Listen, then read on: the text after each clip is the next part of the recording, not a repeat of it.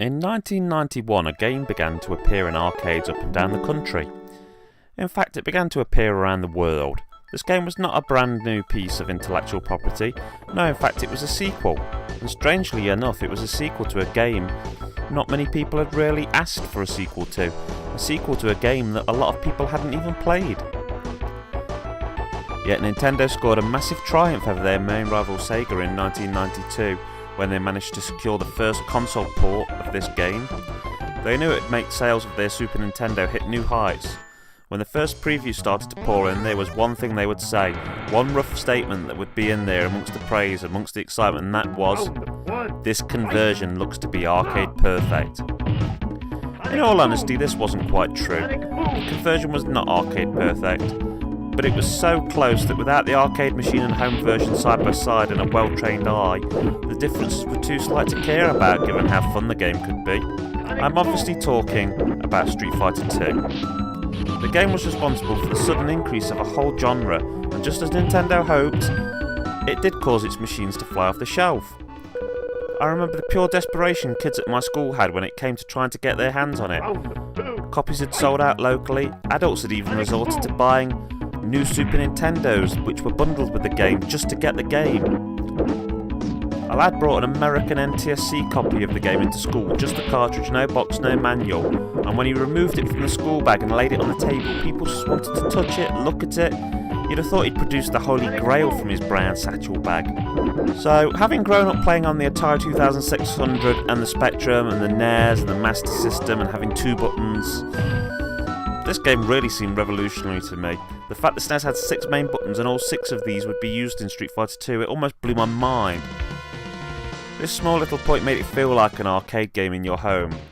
I had of course played Street Fighter 2 in the arcade, and I have to admit back then that when I got to play the SNES version, the subtle differences were not picked up by me at all. So now to talk more about the game. There are 8 playable characters, you pick one and you fight the other 7. Get past these and you have to take on the 4 boss characters, who are not playable in this version but would be in later Street Fighter 2 games. The graphics are still decent, I think they've aged quite well. The music though, I absolutely love the music. The thing is with this game, I think Capcom just ticked every single box. There are elements in the music which seem to remind you of the country and character that the tune belongs to, but they all seem to be upbeat and full of energy. They also seem to speed up in tempo in order to follow the action going on around them. And this affects you inside on a deep level. The music gets faster and you feel you can get faster. You can feel you can take out your enemy even quicker, or even more stylishly. With 8 selectable difficulties, there should be one which is just the right side of challenging for more or less anybody. With a little effort, the special moves are easy enough for anyone to learn, and once you know the sequences, they work pretty much every time, unlike some of the other games which try to copy this game. Special mention needs to be made to the bonus level, smashing the car up. Yes, it's somewhat borrowed from Final Fight, but it's so satisfying. This game has a lot of replayability. First is the fact you can try to see the ending for each character, but then with the vast amount of difficulty settings on offer, you can keep upping the difficulty, giving yourself a new goal to strive for. And your skills will develop by doing this, and then you can use them to show your friends who's the boss in multiplayer. Rating this game, I'd give it a nice solid 8 out of 10. I've owned my cart of it for so long that I can't remember how much I paid. In fact, I have 2 carts of it. One PAL, one American.